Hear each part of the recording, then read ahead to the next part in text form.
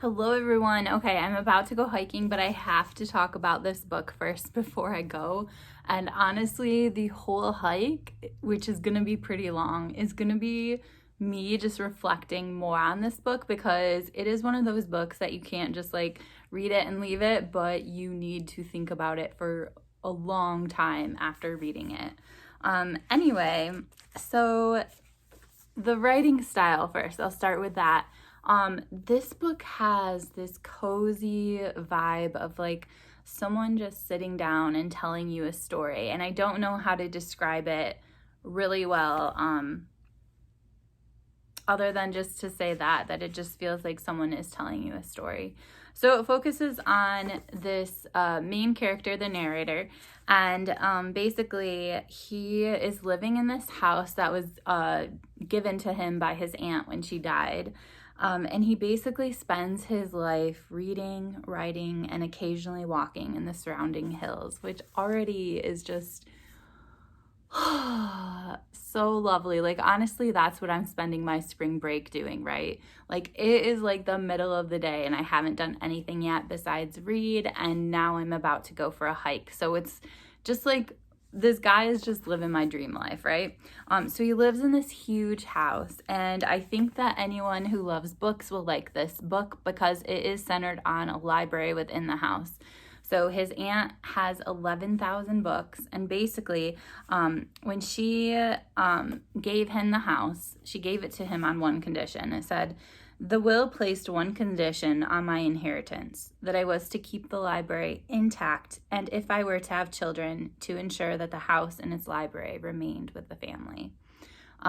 Basically, his aunt collected books, and books were her passion. This whole story takes place in Wales too, by the way, so this would be an amazing book for Dowie-thon or for Shorty September because it's so short, or just anytime you just need like a really cozy but weird story, and we'll get there in a second. So anyway, when the library in the home is left to him, the aunt leaves a note, which is probably my favorite few lines of this whole story. "One book opens the other. Read many books and compare them throughout, and then you get the meaning. By reading one book alone, you cannot get it. You cannot otherwise decipher it." So it's kind of this weird kind of directive as to what he's supposed to do. So he's kind of living the solitary life in this home when all of a sudden he looks out into the distance one day and there's a blue tent. It's not even on his property, it's on his neighbor's property, but it's right up against his property. And he's just like very curious about what is going on, and he ends up just kind of going for a walk. He goes in the woods, and he sees this woman like walking around his property, and even though he's kind of hidden in the woods spying on her, she sees him and she stares directly at him for like a prolonged period of time when he feels he should not be able to be seen just because of where he is in the woods and that he's slightly obstructed. Anyway, his view is obstructed. But yeah, he's just very curious about this tent, and then he sees this woman and she just lets herself into his house. And when he gets into the house to confront her, she basically very calmly asks, "Shall I make us tea?" she says, "or shall we do the introductions first?" So I think that there's not much more I want to say about the plot, but when this tent shows up near his property, weird stuff starts to happen, and he starts to encounter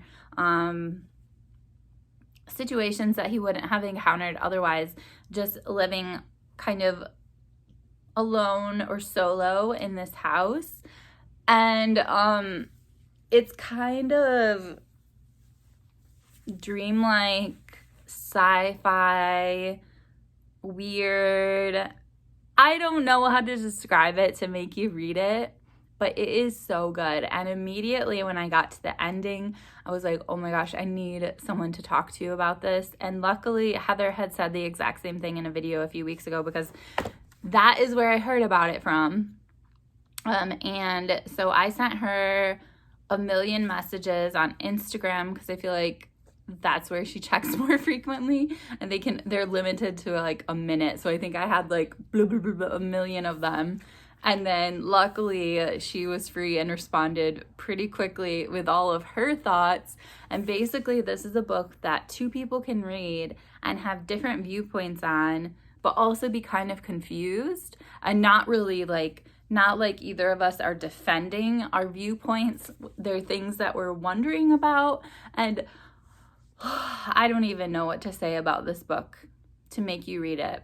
Other than that, it's really cozy and mysterious, and it involves books and reading a library and this life of reading and nature and all sorts of stuff.